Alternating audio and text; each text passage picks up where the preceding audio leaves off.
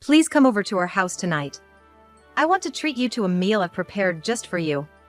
In a normal family, this would be grateful, but I harbor doubts about my daughter-in-law Julie's attitude. Just 3 days ago, I had scolded Julie for neglecting her child-rearing duties under the excuse of her part-time job. Yet now, Julie, who never cooks, suddenly wants to treat me to a meal. What's the reason behind this? As I pondered this, my response was delayed, and she added, "I'm always in your debt, aren't I? After you scolded me the other day, I finally woke up. I need to be more like a mother." Well, if you've understood that, I'm happy. Despite my doubts about Julie's true intentions, I decided to indulge in her kindness. Julie greeted me with a smile that seemed almost too extravagant. "Welcome. Today, I've prepared fish and croquettes for you.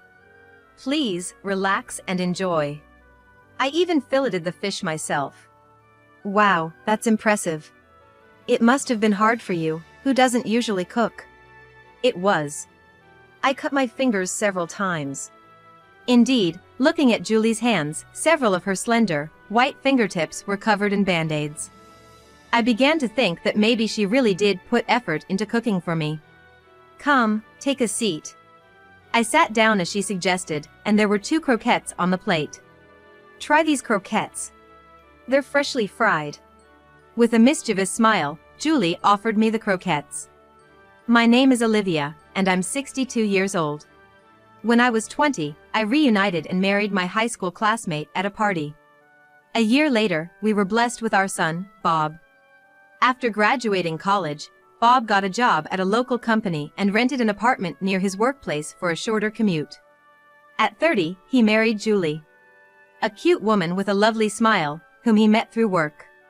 My husband and I were looking forward to a bright future for their marriage, but soon after, my husband passed away.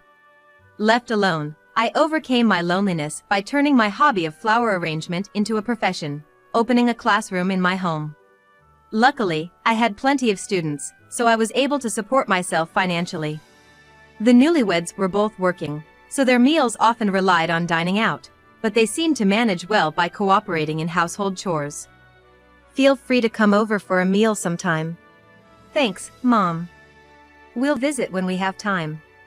Even though they were busy, I kept in touch with Bob and Julie, often over the phone. 2 years after their marriage, Julie gave birth to their first child, Sophia. She quit her job to focus on child rearing. Since her parents lived far away, they couldn't visit often. Concerned about her handling first-time parenting alone, I frequently visited to help. If you ever need help, just tell me. I'm always grateful for your help. Supporting Julie's parenting was also a source of fulfillment for me. Bob, despite working late, always made sure to see Sophia before bed and took care of Sophia whenever he was home. But being a new dad, he was often unsure about childcare, and either Julie or I would step in to calm Sophia when he cried. "I'm not good at this. I need to study parenting more. No one's perfect from the start. You learn as you go. It's not just the child who grows, but the parents too."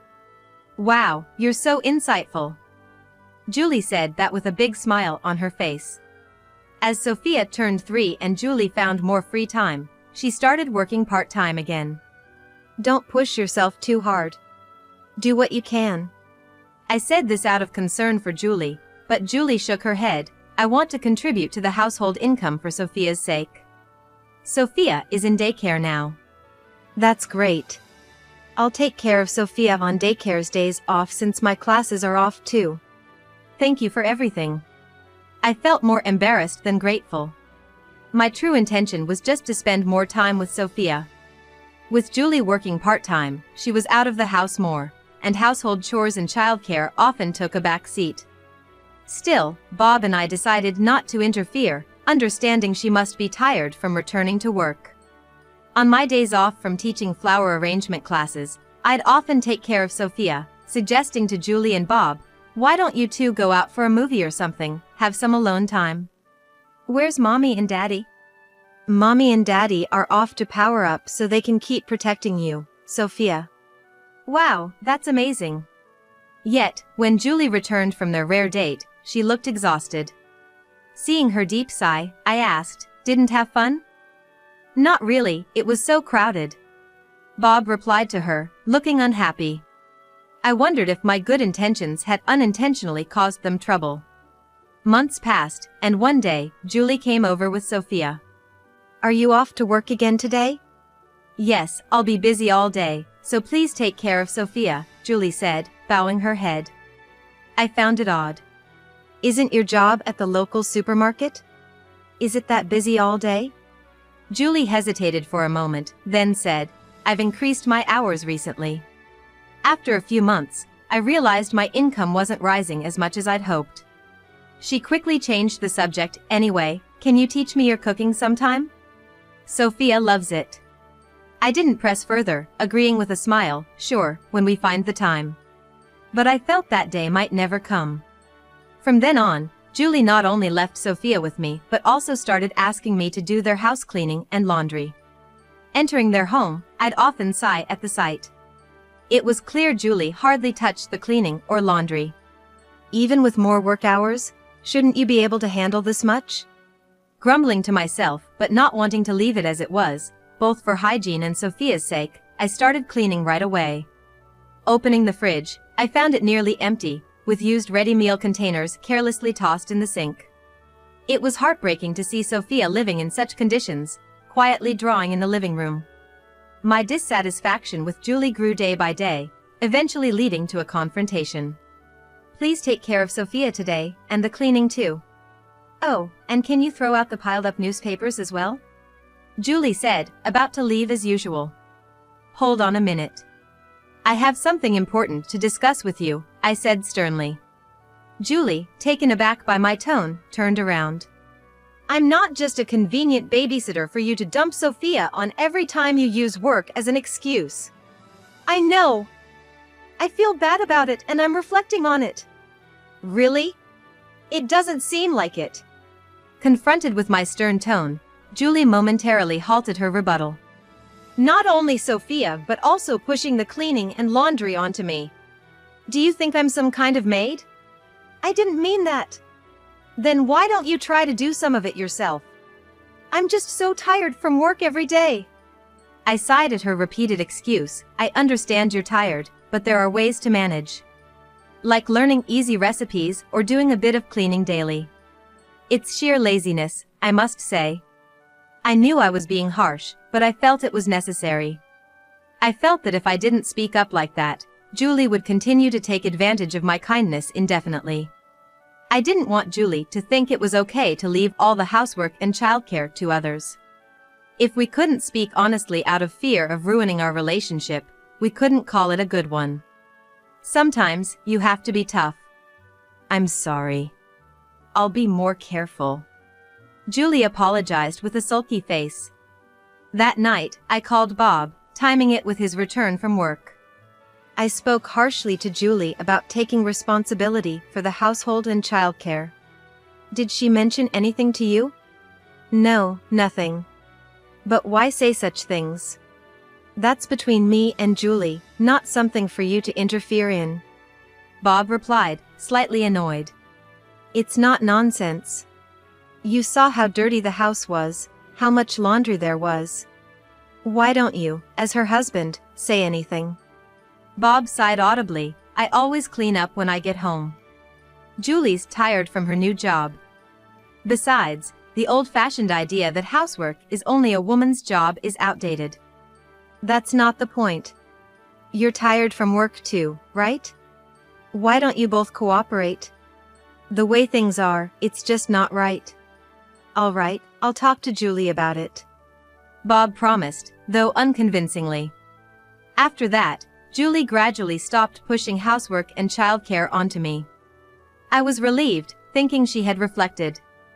However, when Sophia started elementary school, things seemed to revert back to how they were. On the weekends, Sophia always comes to my house with a backpack to stay the night, and even on weekday nights she often comes to my house for dinner. Sometimes, after school, Sophia wouldn't go straight home but instead head to my place with her backpack, saying, "Grandma, I'm home." "That's not right, this isn't your home," I'd say with a laugh, to which Sophia would seriously reply, "Well, I'm gonna eat here anyway, might as well stay over tonight, right?" Julie seems to still be using her part-time job as an excuse for coming home late.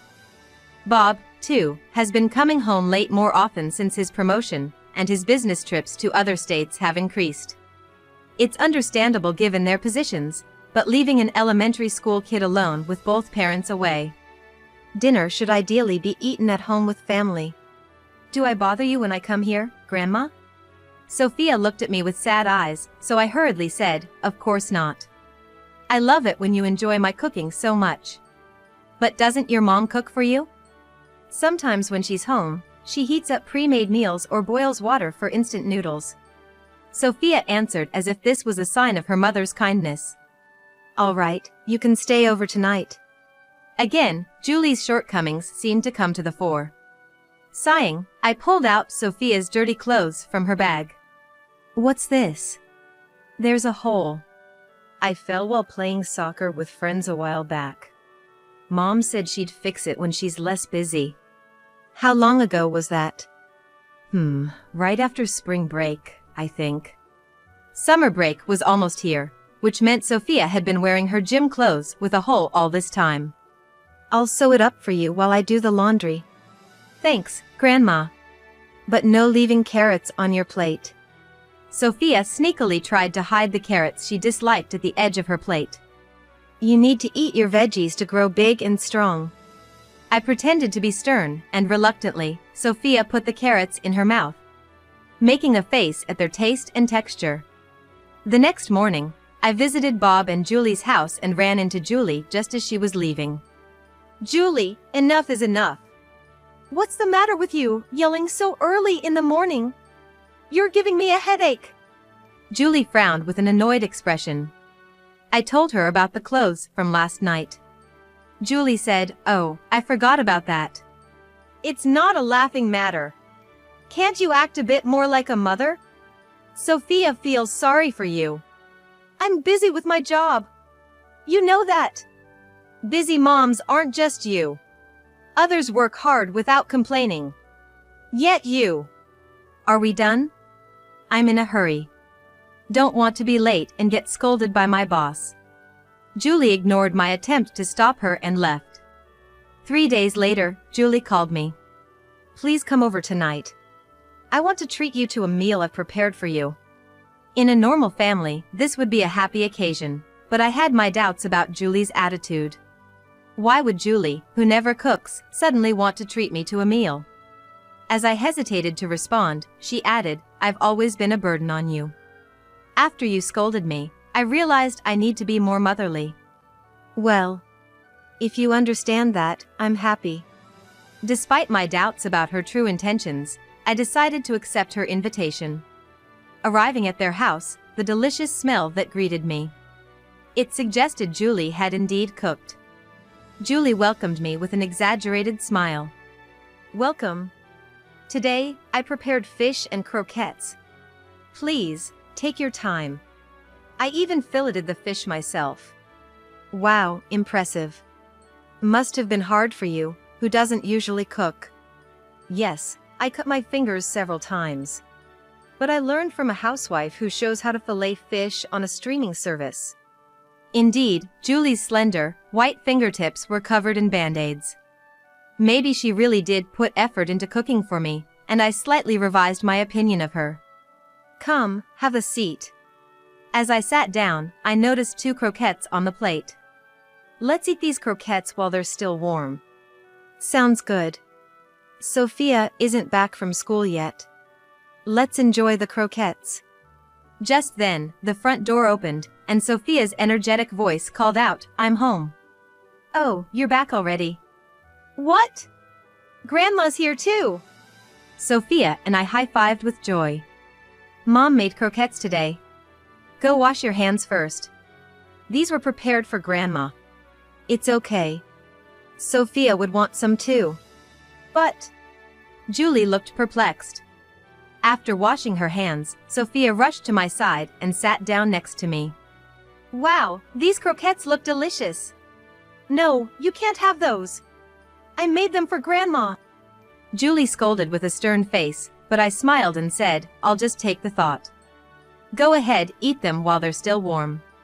I passed my croquettes, meant for me, to Sophia, who must have been hungry. Thank you, Grandma.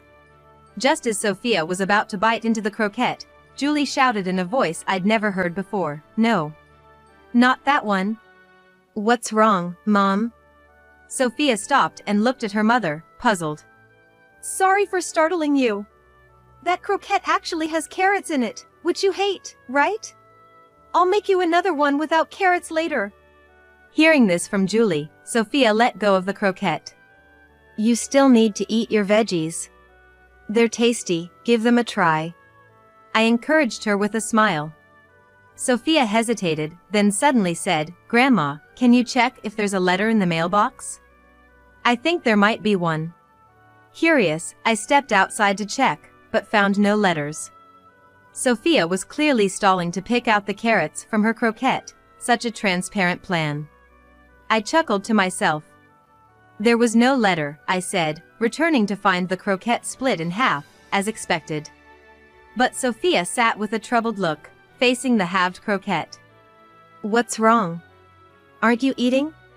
Grandma, there's something weird about this croquette. It has a bone in it. A bone? What do you mean?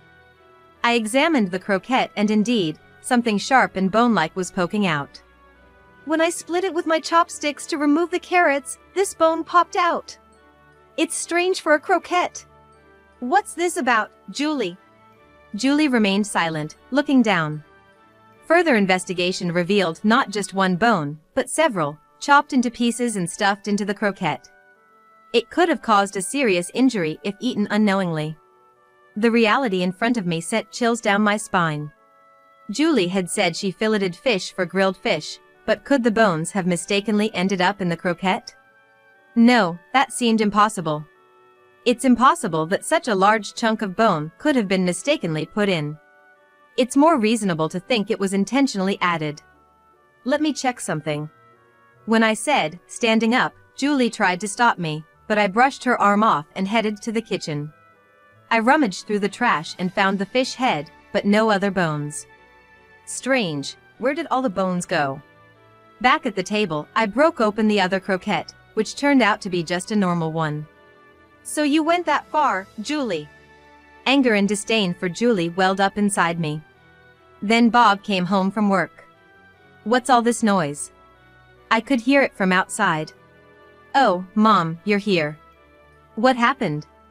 I revealed to Bob the entire plot that had just unfolded. Julie! Is what Mom's saying true? Julie glared at me in silence. I'm asking why there were bones in the croquette. I don't know. Maybe the bones from the fish I filleted earlier stuck to my hands by accident. Julie's desperate excuses continued. It wasn't just a few small bones. How could such large chunks accidentally end up in there? And why did you try so hard to stop Sophia from eating that particular croquette? But You can't answer, can you? You knew about the bones in that croquette. I pulled Sophia close and glared at Julie. If Sophia had eaten that unknowingly, it would have been disastrous. Are you even fit to be her mother? It's not like that. It wasn't Sophia I hated, it was you. Julie's confession followed, cornered and loud. The room went silent for a moment, then I smiled slyly, you just gave yourself away. Julie's face showed immediate regret. The bone-filled croquette was meant for me. The other one was fine. So, you really hate me that much? Is this true, Julie? Why would you do something so foolish? Bob interrogated her. Julie then feigned fear. I'm sorry.